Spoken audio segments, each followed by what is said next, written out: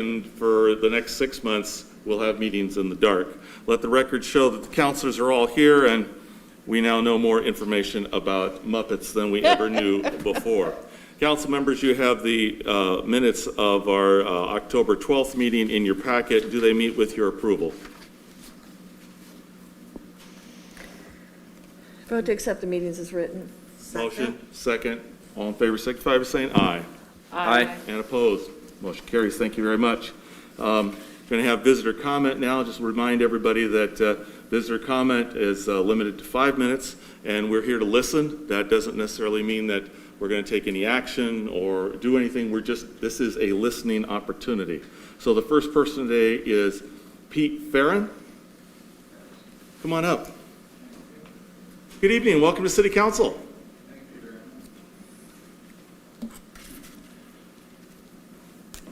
My name is Pete Farron. I have resided since June of this year at 433 Osprey Lane, apartment 202.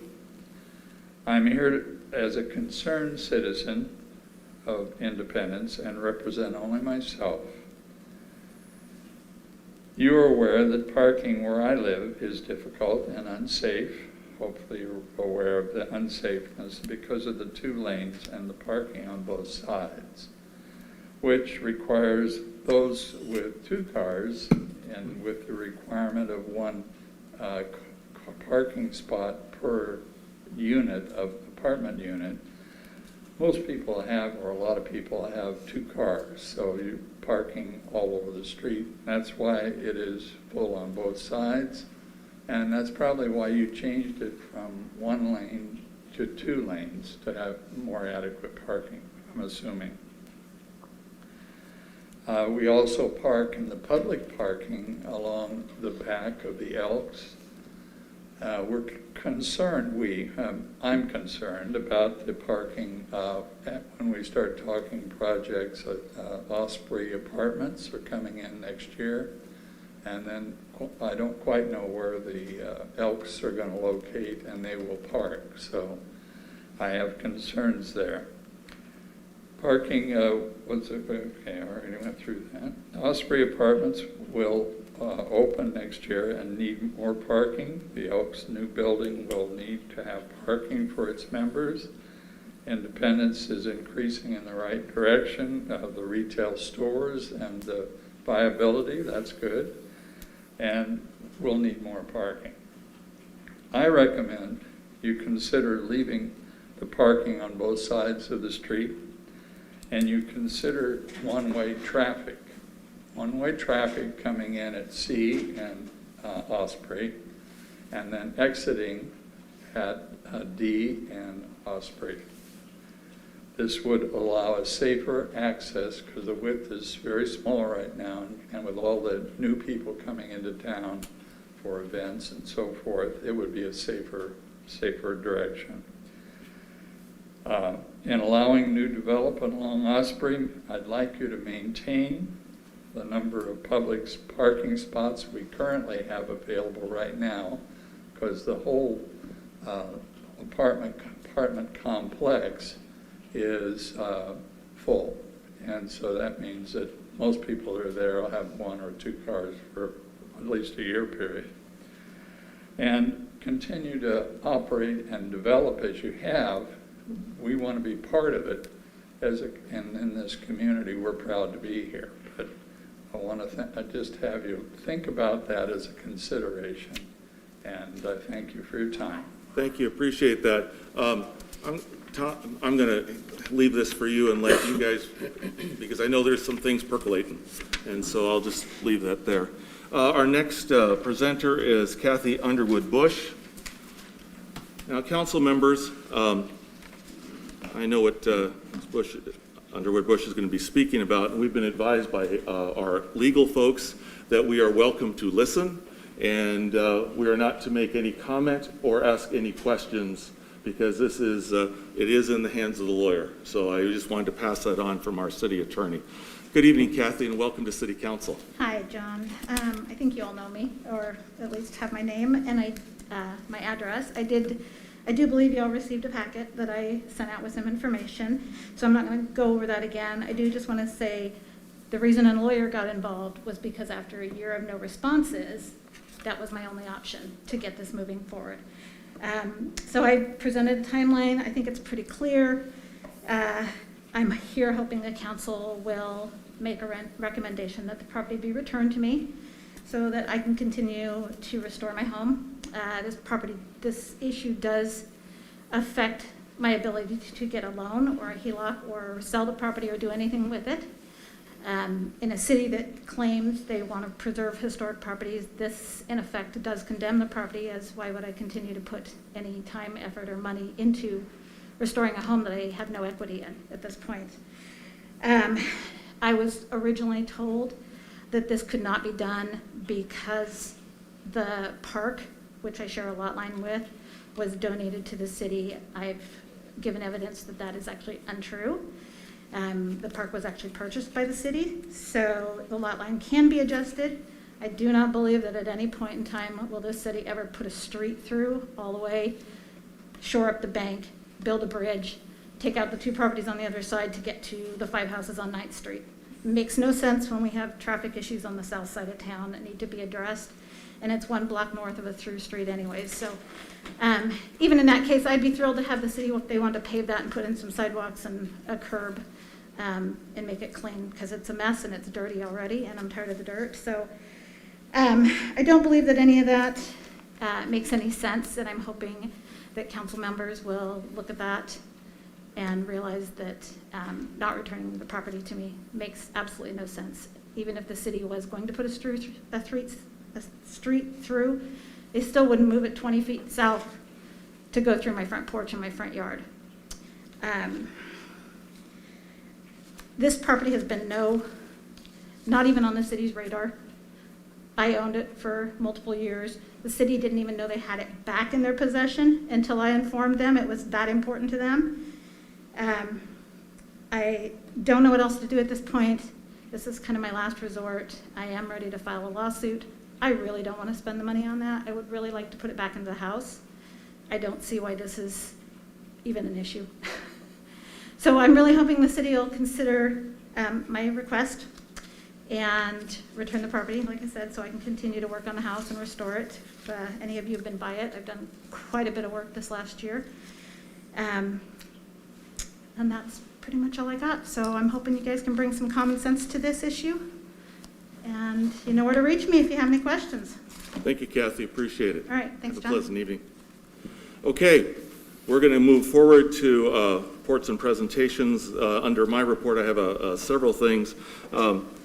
Had recent meetings with Senator Deb Patterson, keeping her informed of what we're working on and trying to help she's been helpful in making sure that the legislature understands issues of rural communities.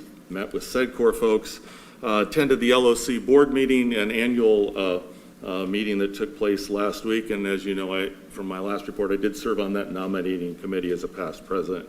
The local Mid-Willamette Valley Council of Governments, they're having a convening on housing, and once that's done, because I know everybody's working, I'll make sure to send that link to you so you can watch the information presentation about housing and the issues in the region. And when you do a YouTube thing, I have learned a little trick.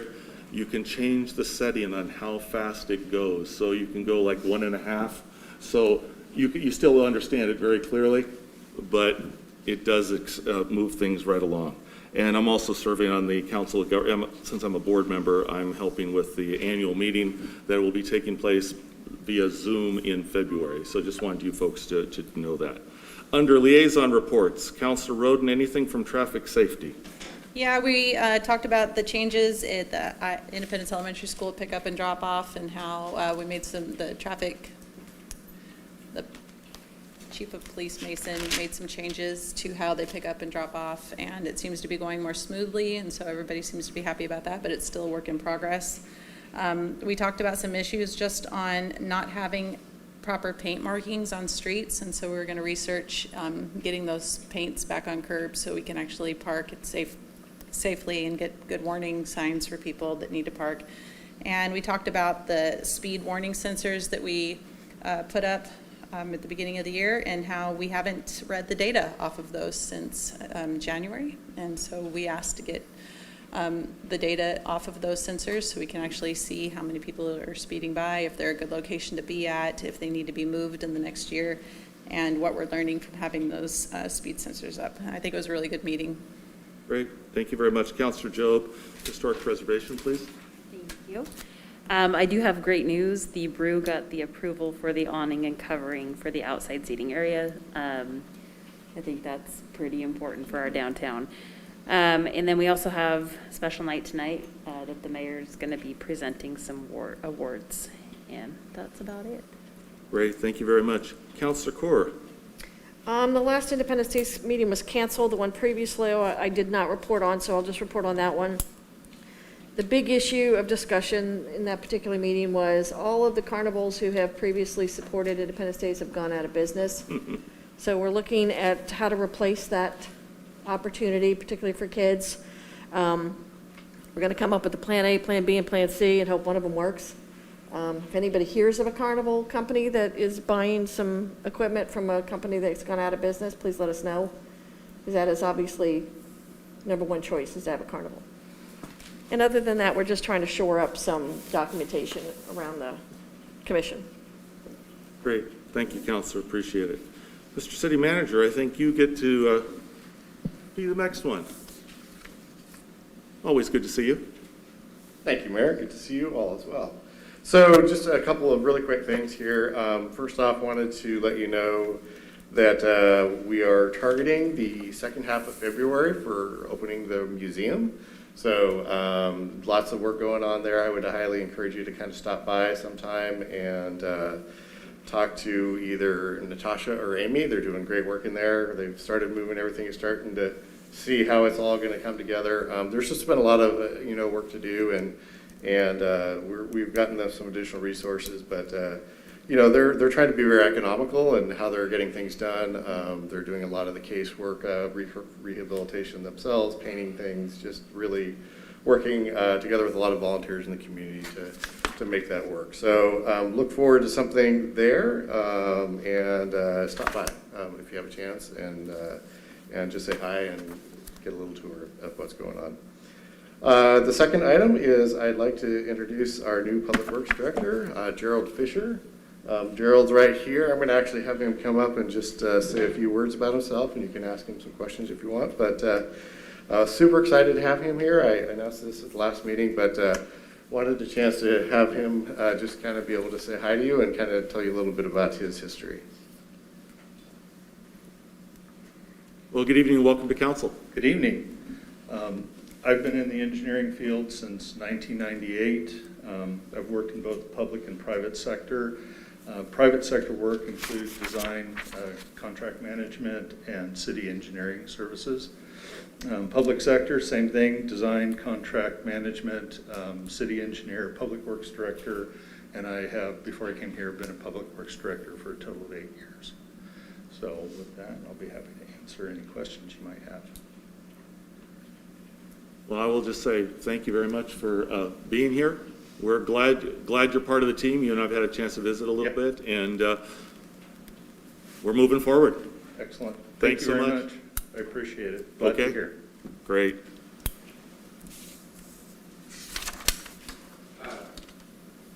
So as my custom, just do you have any questions for me and my staff that's here tonight? If not, that concludes my report for the evening. Thank you. Okay. We're going to do the next part. We have a department presentation. I have a little script I get to read this evening. And this is fun. We get to recognize 2 exceptional projects from the Historic Preservation Committee's deliberations that have helped preserve the history and the culture of independence. And this is the first year that this award's been given. It's the Carnes Weaver Award. Was created by the Independence Historic Preservation Commission to recognize excellence in historic preservation in the city of Independence. The award named for Dan Weaver and Michael Carnes, who were key proponents of the historic preservation efforts in our community. It was established this year, and with the intent that this award to be given on an annual basis to promote the preservation of Independence historic properties and in the districts. And the winners of the first ever Carnes Weaver Awards are a recent porch improvement on 284 C Street and the remodel on 230 South 4th. Now, Ramon Martinez has put together a video of each of the projects, which we can see, and we'll go from there.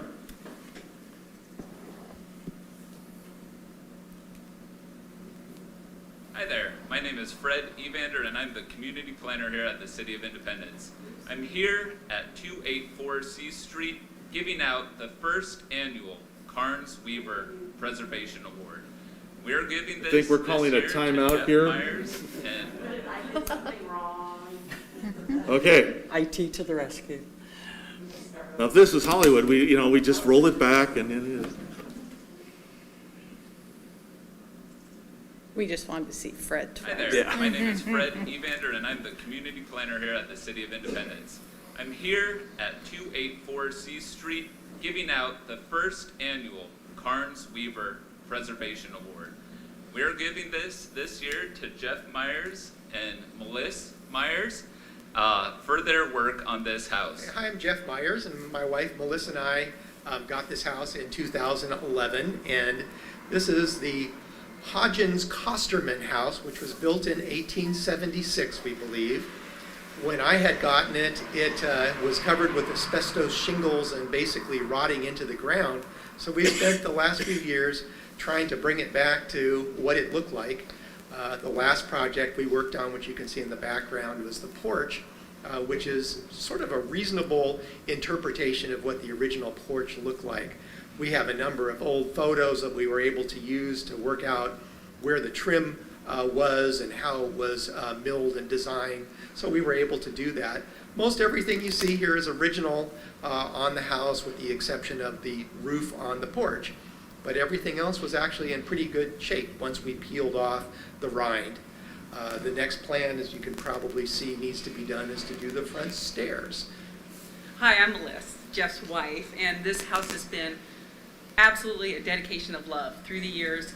It's been small steps, and I feel like we're getting very close to the very last steps, which would be our last big project, because the steps are falling in. But every part of this house has been looked at, partially redone the best we could, and just extremely proud of it. We love this neighborhood, we love Independence, and it's just an honor to be part of this community, and the house here is part of that for us.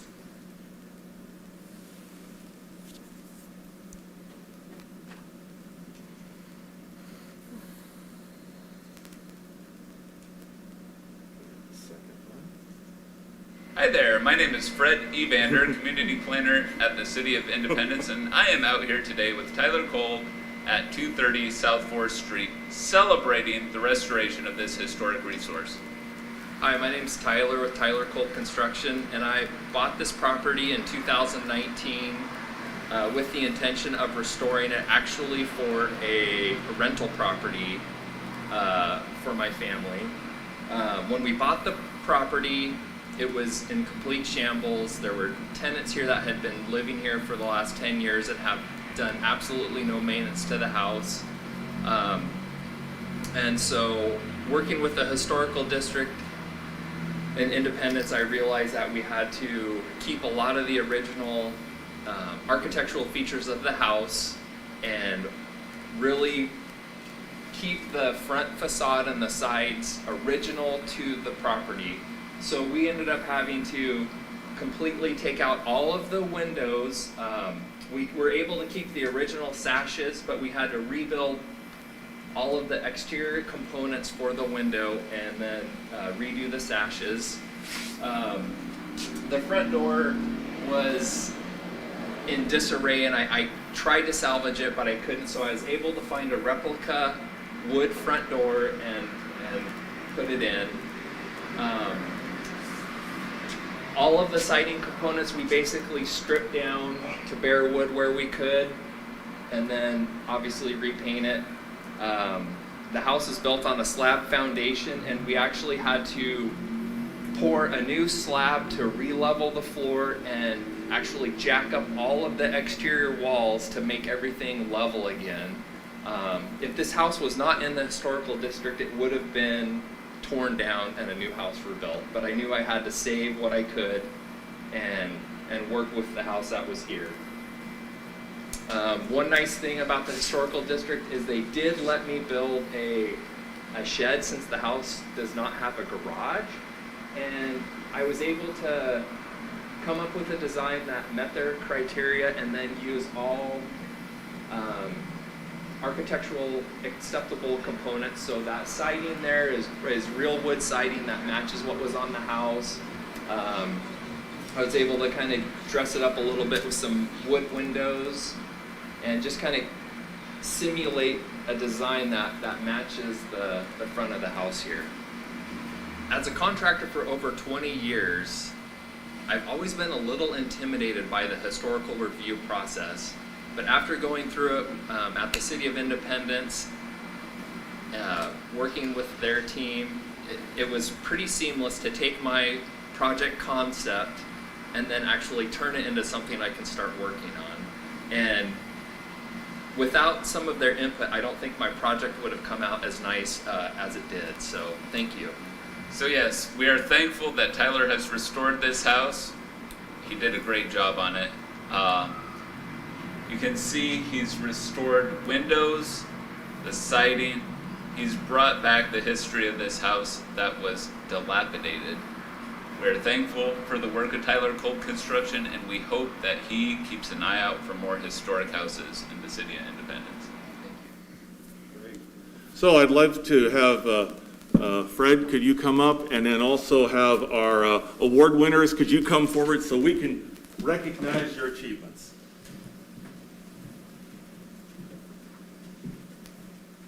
Les, you can't sit back there, you have to come up. Come on up here, because this way they get the pictures on TV. Come on up.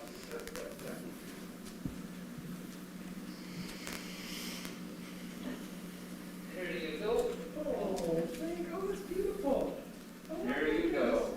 That's lovely. Okay, now what we need you to do is turn around, and so everybody's in there. Good. Everybody crawl in. I want to see. There you go. Fred, you're on one end, I'm on the other. I know. So, thank you for what you folks have done to make our community even better. Keep doing it, please, and we really appreciate it. Let's give them a round of applause.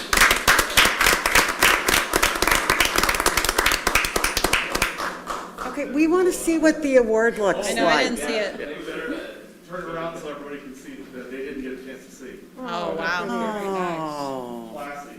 That's very nice. Oh, that's beautiful. Good job. Wow. Thank you. Thank you.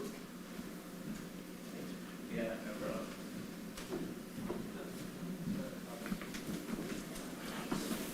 problem. Okay, we're going to keep moving promptly forward. Our first presentation that we were going to have this evening from Human Resources from Amanda Christensen, that's going to be rescheduled. She had a family issue that came up, and so she's not able to be with us this evening. Is that? Yeah, that's correct. She actually had a family celebration that wouldn't make sense for her to. Would you like to share that? Well, her daughter won us. Hopefully I can, because I don't know if she's won it yet, but she won a special award for her play in volleyball, and so she wanted to be there for her daughter tonight.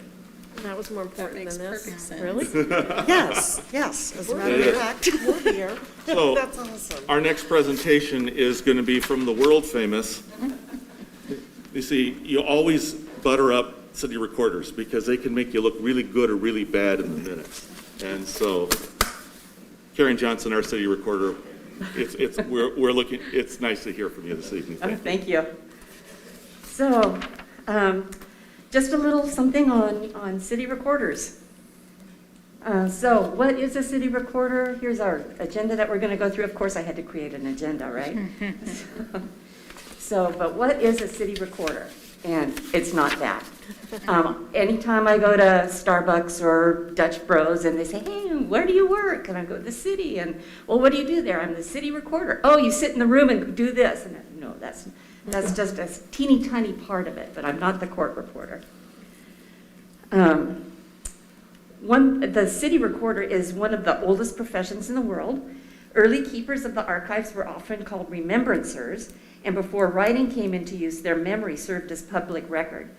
So, yeah, thank God that because my memory as I get older is not so great. Ancient Greece had a city secretary who read official documents publicly. And at the opening of meetings, one of his first duties was to decree a curse upon anyone who should seek to deceive the people. So can I have that in my job description?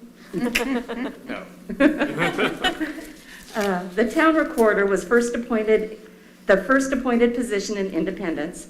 It's currently one of the 3 positions named in the city's charter, the other 2 being the city manager and the municipal judge. And I've served as your city recorder since May of 2000. So the core duties I have, just a few from the charter. Clerk of the council, administer oaths of office, and countersign all writings. And Oregon state law does provide that I am the local elections officer and the public records officer.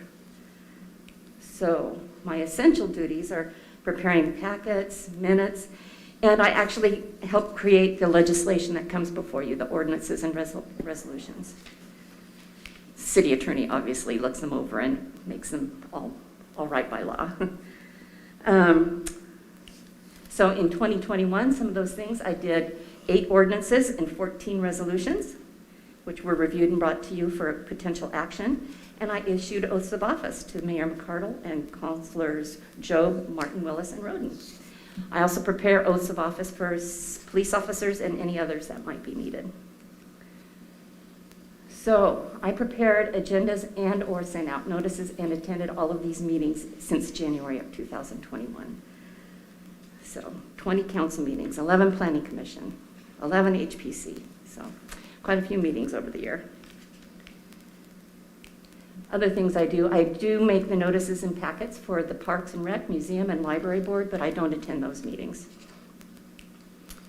I am also the elections officer, so every 2 years, I am the person to go to when you want to run for office.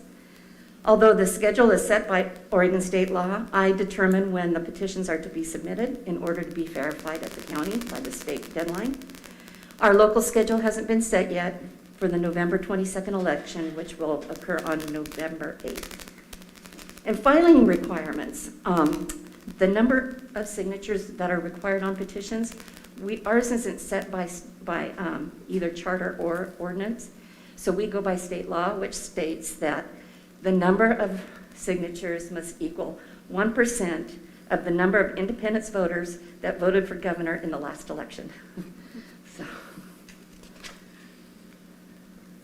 So I'm also your public records officer. So here's a test. Which one of these things is a public record? Historic Preservation Commission. All the above. Oh, yeah. It's Not all. number 2. They all are public record. Oregon defines a public record as any writing that contains information relating to the conduct of the public's business, whether prepared, owned, used, or retained by a public body, regardless of physical form or characteristics. What the law also states is some of those records may not be disclosable or might not be disclosable. So if they are exempt from disclosure, there's also 2 different tests. Are they totally exempt or conditionally exempt? And conditionally exempt means they are exempt unless public interest requires disclosure. So in that case, I generally defer to the city attorney. So public records requests, there are time limits now on these. Once I get a public records request, I have 5 days to acknowledge that I got it and 10 days to provide the information. I testified before the committee at the state when this bill was becoming law and said, you know, if you have this time limit, then I would never be able to take a vacation because I would have to always be here to respond within 5 business days. And they go, oh, I think folks at the state legislature level don't realize how smaller cities work, smaller governments work, and I think that was helpful to them. Requests that I've received to date are, I've had 14, well now 16, level 2 and level 3 requests. And the city itself decided on what the level 2 and level 3 requests are. It's how much time is taken to find it, if there's more than one department involved in having to collect the records from, all that kind of stuff. Some of my other duties, I make sure that you guys are signed up with the Oregon Ethics Commission and track the boards and commissions. I issue backyard chicken permits. Oops. I do the city newsletter. I'm a notary public. I help other assistants, other departments with different things. And some of my outside activities, I sit on the Oregon Sunshine Committee, and that's been fun. That's been a committee set up by the governor, and we are tasked with reviewing the 651 exemptions to public record law, as well as to study and identify any inefficiencies and inconsistencies in the application of public records law that impedes transparency. So that's been an interesting committee to be a part of. I am also the chair of the Finance and Governance Committee at the Chamber of Commerce. I am also the membership chair and the rum cake chair for the Rotary, so if anybody wants rum cakes, now's the time. And when I wrote this, I was a past president of the Oregon Association of Municipal Recorders, but as of today, I am the newly appointed first vice president of the Oregon Association of Municipal Recorders. Somebody had resigned and nobody was able to step in and fill in, and they took me. So I will be going through that again, and I will be president in a year. So my wish list for future projects. Electronic records management of a full-on ORMS or Laserfish system. That's kind of expensive, but I think it would be very, very helpful to the public as well as to the electeds and the staff in finding records. I would like to be able to digitize those historic records and then have some sort of a public display where we can safely display the books because they are very old. And they are really, really special documents.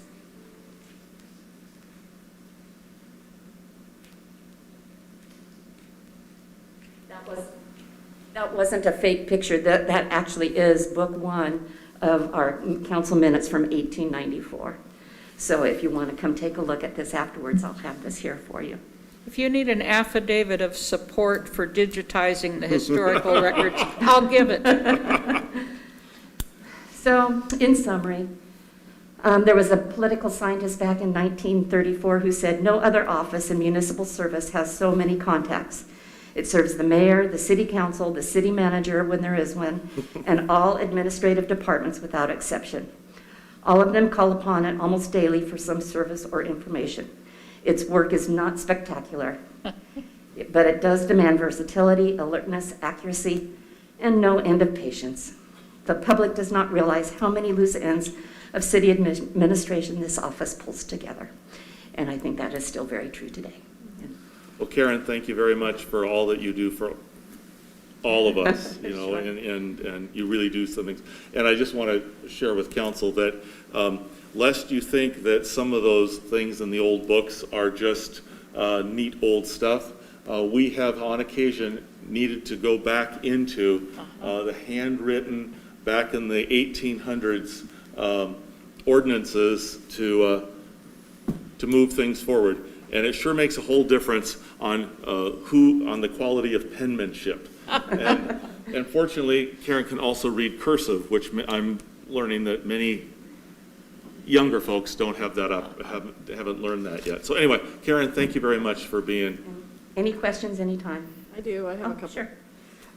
When I was working at the museum, there was talk about storing the city archives there. Mm-hmm. Is that still something that's being looked at, and why? I would like to store some of the things there, but I want to make sure that everything is temperature controlled and humidity controlled, and so that way it is preserved for the future. We are very fortunate here in Independence. If there is a document that is determined that it's met its retention period, and we consider it historical, most cities would then are required to turn it over to the state archives. But because we have a museum in Independence, and not only a museum in Independence, but it is an actual department of the city, we are exempt from that. We can put our records to our museum. Okay. Great. Thank The you. other question was, your notary services, are those available to the public? Yes, but I don't advertise. But yes. Were you asking about notary? Yeah. I'm also a notary, and both of us, I'm sure it's the same. If you're a city official, you can't charge anything for your services. I'm not asking for me, but when you say notary public, I mean, public's in the title, so I just want to make Yes, sure that if yes. somebody wanted a notary and couldn't find one, there's a resource here at the city. There is a for it. resource here. Okay. There is. Thanks, I'm Karen. also a notary. Got three of us Get, here. did Shakespeare get thee to a notary? No, I think that, maybe that phrase is different. Thank you, Karen, I appreciate that. Thank you. We're going to continue moving forward for the Finance Department. Gloria Butch has a brief presentation today, because I think we have many pages of your presentation. Yes, but I'm not going to read them all to you. Thank you. Good evening and welcome to council. Good evening. Kind of an aside, we have several notaries in the city departments. I am a notary. Our utility billing clerk is a notary, and who else, Karen? I believe Myra is also, I feel so. like we just need to have a notary festival and invite everybody. Right. So whenever Karen's Has not something. available, we've got somebody that's happy to do it. Thank you. So for my financial report, I tried to write it to be fairly detailed so that there wasn't much left to present to you. We do have our auditors here this week, and things seem to be going well. They've almost completed their testing today. They'll be back tomorrow to kind of finish up their field work. And then we hope to have the total completion of the audit by the end of November. So that is all going well. Something to note in the financial report for this, for the first quarter, our beginning fund balances are estimated, and because we haven't completed the audit yet. So once the audit is complete, we'll have our actual ending fund balances for last year, so beginning fund balances to compare with the budget. Other than that, if you've got any questions, I'm happy to answer them.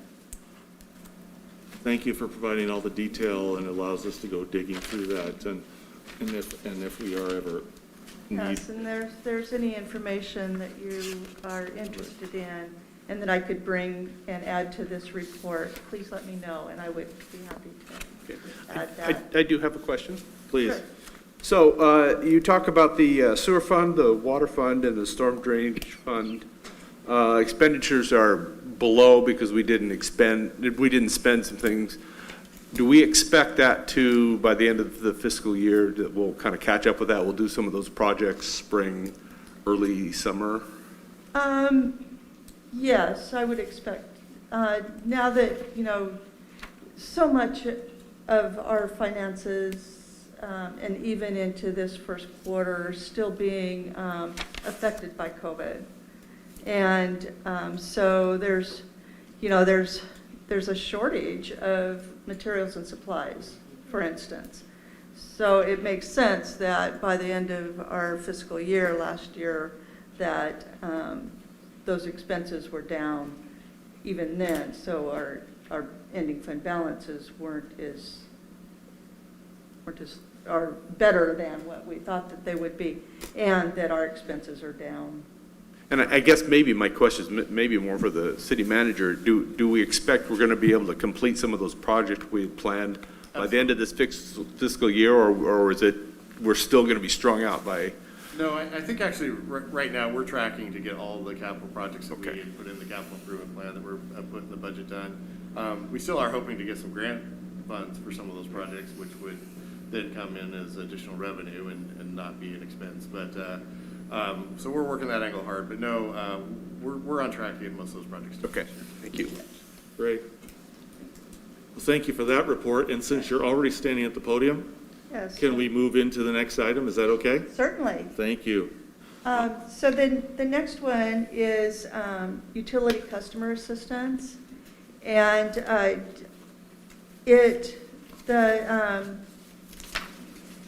the action requested, I'm going to ask to put that off until the next meeting because we do not have a draft of that agreement yet for you to review.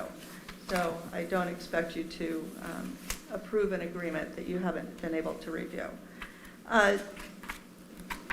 Little background on this. We had back last March, we had worked on trying to find some way to do some utility assistance with the federal funds. At that time, the CARES funds, we weren't allowed to help our customers because that was defined as replacing lost revenue. So now with the new funding, we are able to do some replacement of revenue, but this really doesn't do that. This, I'm hoping, is going to be more of a long-term solution that we've been trying to work on for many years now. And there's a not-for-profit agency that collects the funds and kind of and then there's the Mid-Willamette Valley Community Action Yes, Agency. that one. And so they'll, the agreement with them, they will process the applications. They will submit request for payment from that nonprofit that has the funding. And so I'm hoping that once the 2-year program is over, we can figure out a way to have collections done similar to the city of Salem, where they have a little card and you can, when you pay your utility bill, you can add some money to that goes towards that program. And so that those monies will go directly to the people that are administering our program for us so that we don't have to do that part in-house. So next month, I hope to bring you a copy of the draft agreement, and we can move forward. Great, appreciate that. Thank you for being creative. Thank you. All righty. Mr. Pessamir and Mr. Irvine, I think you folks are up. So, thank you, Mayor. I'm going to actually have Sean cover business support items, and then I'm going to do just kind of a quick overview of what I've collected so far on resident support program. Great, thank you. Good evening, Mr. Irvine. Good evening. Hi, Sean. Appreciate the opportunity to be here. Mayor and Council, you probably recall I was here about a month ago with Courtney talking about our plans for the next few months in terms of business support and how we want to be able to assist our businesses as they're both recovering from COVID and then coming into the winter time, really try to get them additional assistance so they can continue to thrive as businesses. Since we talked about the month ago, we've definitely been busy, and when I say we, I really mean Courtney, because she has been out and about a lot. Particularly with regard to outreach to the downtown businesses, I know she's been in just about every downtown business at least once, and for a lot of them, she's been in multiple times talking about what we have coming. She actually even created a flyer to hand out to the business owners with all of the kind of the opportunities and the things that we have coming so that they can just kind of have it all in one spot. And then that way, when she follows up with an email or comes in person, say, hey, remember that thing that was third on the list? This is what we're talking about now. It's worked well enough. She's actually going to be going around beginning in November with a new flyer, just really trying to kind of keep people ahead of the game and really knowing what's going on. But she's been putting in a ton of work. Most of the projects I'm going to talk about really aren't particularly expensive. They're just time consuming. But we've been knocking off just about a project a week since we were in here talking with you all. Did that work? That did not work. Oops. Well, can you advance it for me? sorry. So we kicked it off with a photo shoot. This is something, it's really helpful to have good imagery for a lot of different reasons, promotional and otherwise. So we did a photo shoot at 6 downtown businesses, the Pick and Chicken, Gilgamesh, the Collection on Main, Hearts Compass, the Cinema, and then Territory Restaurant. And the goal really was, we've got a lot of great pictures from previous photo shoots and other opportunities, but they're all kind of nice summertime weather. And if you're going to be doing any kind of promotion or stories about fall, winter, you want people dressed accordingly, and so you can kind of match it to the story. So that was really the goal, was to show people still out having fun in the downtown, maybe a little more bundled up, maybe a little more ready for the wet weather, around fire pits, things like that. We use these kind of pictures in a lot of different ways. We actually don't have the pictures from the photo shoot back yet from the photographer. He's doing kind of final touch-ups and all. But I've got some examples of how we use them with social media. We use them in city publications. We'll also share them with partner organizations. So the Downtown Association, the Polk County Tourism Alliance, Travel Salem, Travel Oregon, we essentially provide these pictures to them as well. And a lot of times they will also use them in their social media and their publications. For example, the Travel Salem's visitor guide a couple years ago, it seemed like about half the pictures in there were from Independence, because we had provided those pictures to them, and they were all a bunch of really good pictures. So we get a lot of good leverage that way from our photography. Next slide. Next, the job fair. This was really kind of really a responsive project that came from talking to the business owners, and that they were really in need of staff. And we wanted to kind of create something that would bring people downtown, that would create a sense of vibrancy in the downtown, help businesses get, hire people, downtown in particular, but then we also wanted to open it up to businesses outside the downtown to be able to set up a table, in the plaza, and also be able to look for new applicants. We had over 20 businesses participate with over 150 attendees. We actually had one business that pulled out early. They were going to participate, and they got, because we were publicizing this ahead of time, of course, and they got so many applicants before the job fair even happened, that they said, we've got all we need. We don't need to participate in the job fair. So that was definitely a success there. But so 20 plus businesses. Each one that participated said they reported that they had multiple applicants, which was great. We had a real variety from kind of downtown retail and restaurant. We had industrial, manufacturing, healthcare. The city actually had a table there as well. We have several positions open currently. Everybody got multiple applicants. Actually, we followed up, and 5 of the businesses have actually hired people that they received applications from this job fair, and several others are currently interviewing applicants that they received from the job fair. So definitely seems like a success. Had a lot of positive feedback from the businesses that participated. One in particular said that she had attended 4 other job fairs, and that this one was by far the best. Or the one that she thought was the best done. And then just as a wrap up, we posted some pictures on social media about the job fair, and then listed all of the jobs and all of the employers that participated as kind of one last way to get the word out for the folks who participated, so that anybody who didn't attend would know what positions were available and who was hiring, so that they could follow up if they wanted. So all in all, a really good event. Other way, there we go. And then the Halloween party in the park, that is this weekend. And it's really just trying to do a little kind of a free community event to bring people to downtown, celebrate the season, and just have a lot of fun. We got Cordy again kind of went out and contacted as many of the downtown businesses as she could. A lot of them are offering specials, giveaways, treats, all kind of themed to the Halloween theme, which we're promoting on social media. We're bringing in some entertainers, an MC, which if you haven't seen Doc Titus, the party doctor, he plays usually at Bowman Farms for a lot of their stuff. He is a hoot. And definitely worth checking out. But we're also going to have a balloon artist / magician who will be there.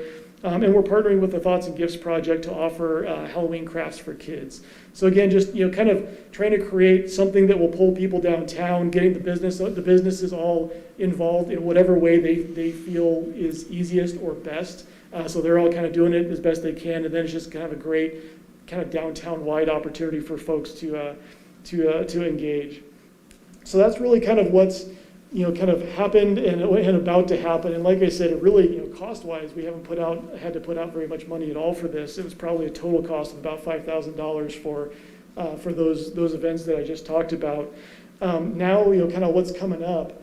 The downtown lighting project, this is a really big one because even, in the Vision 2040 process, we did a particular engagement with downtown businesses, downtown business owners, to see kind of what we can do to continue to help the downtown thrive.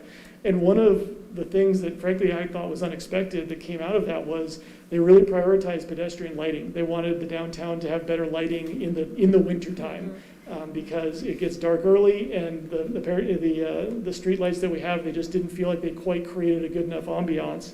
So we're going to go and string cafe lights down Main Street from B all the way down to D Street. And it's one of these things that, sounds simple enough, but you've got to talk to every single building owner and get their permission to attach these cafe lights to the building, and kind of zigzagging the way down there. So Courtney has been pounding the pavement in that regard, trying to get in touch with everybody, make sure that they're all on board.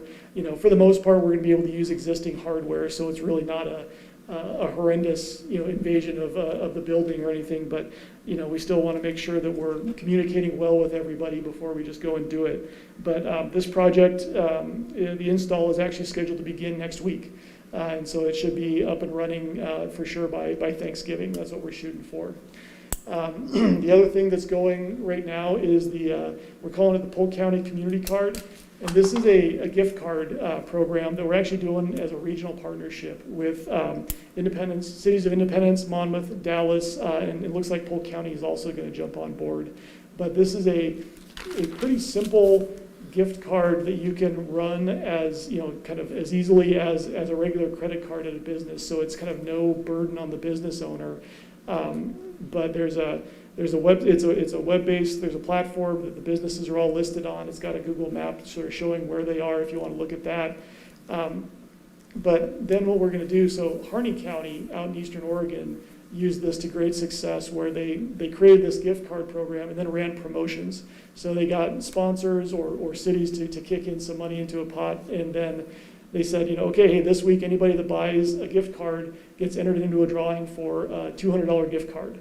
And so they're kind of generating interest that way. You've got 20, 30, 40 local businesses that take this gift card. So all of a sudden it's a nice thing that you can spend in a lot of places. And then they had grocery stores that got on. They had the local hospital was doing a vaccine incentive, so they bought a bunch of gift cards to be able to give out.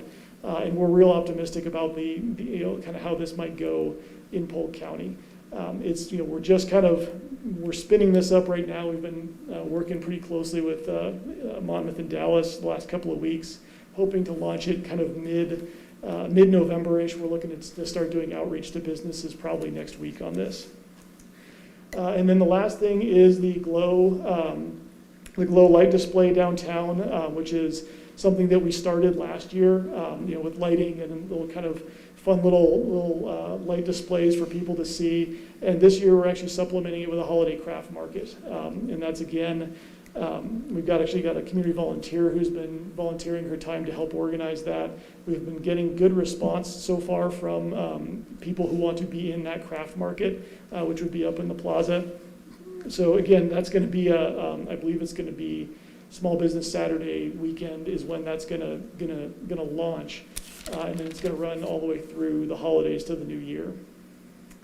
And I believe that is kind of the end of my report. We've got again kind of a few more things planned for January, February, and then kind of as things roll out, we'll continue to come up with new ideas and new projects and continue to work with local businesses to see what we can do to help them. Happy to answer any questions, or I can turn it over. Okay. Councilor Core. I want to make a suggestion, and I apologize if this adds to Courtney's workload. I know she's doing an awful lot, and I really appreciate her effort. Is it at all possible for her to create a council email list in which she sends out these flyers and sends out information to businesses about things that are coming up, that we get that too? I mean, we'd love to be Yes. able to talk it up as much as we can instead of having to refer them to Courtney. Yeah, I think we can figure something out like that, yeah. Great, nice suggestion. Any other questions? Okay, Thank you. thank you.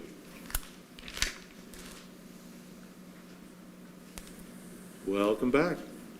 Thank you, Mayor and Council. Just to add one little thing to Sean's presentation, I think, as you know, we're trying to do what we can until the monies from the state kind of get activated through Business Oregon to really support some of our downtown businesses. So Sean's talking about, you know, other things, but you'll see more of the traditional business type support things coming up, including technical assistance programs and a lot of other things that have really helped our businesses once we have those monies freed up from the state. So more to follow on that. We still haven't have any significant programs I think the state's released yet, but we're anxious to get those. So I wanted to kind of follow on to what Sean was talking about, just to kind of talk about the resident support program. I've asked all the council to kind of give me some ideas and some thoughts. And today was the deadline, so if you didn't get it in, sorry, no, I'm not kidding. This is obviously something that'll be ongoing, but I did want to create a deadline so we could actually start to figure out what the next steps are going to be. So tonight I'm just going to give you a really high overview of some of the things that we saw. And what staff's going to do next is to take these thoughts and ideas and you know, first off, make sure you know how they support recovery of COVID-19, and then second off, really start having some direct conversations with the partner agencies that either council has identified or other agencies that we think would actually be great partners to do some of the things that we've heard. So I'm just going to tonight give you kind of a real high overview of kind of what we've heard, and then just let you know that we're going to start activating that and start going out and actually really starting to figure out, okay, well, how can we do this? How can we support this? How can we make this work and make sure that we're supporting our community in their recovery from COVID-19? So,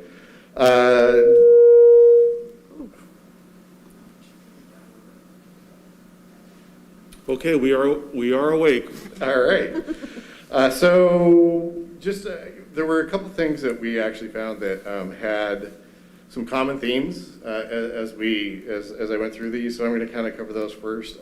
First is youth activities. There were definitely strong support for supporting our youth and making sure that they had the ability to do sports and do other activities that would support the youth.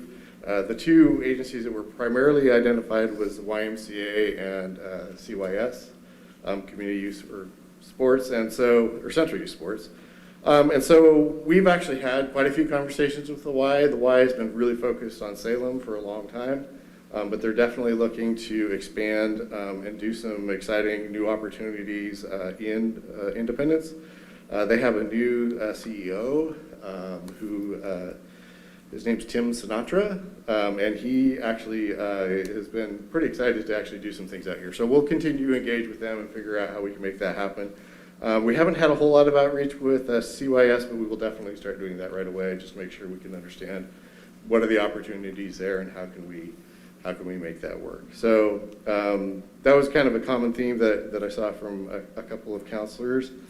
The other common theme that we really saw that came through really strongly was some sort of navigator to kind of bridge this gap from residents who have a need and organizations that have resources to give to them.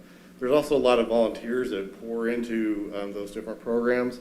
And so this concept of the city supporting a navigator, probably outside of an employee of the city, but maybe using city resources, to find that agency that would actually be a good agency to have that personnel so that they could actually come to events and make those connections on a one-to-one basis and make that happen.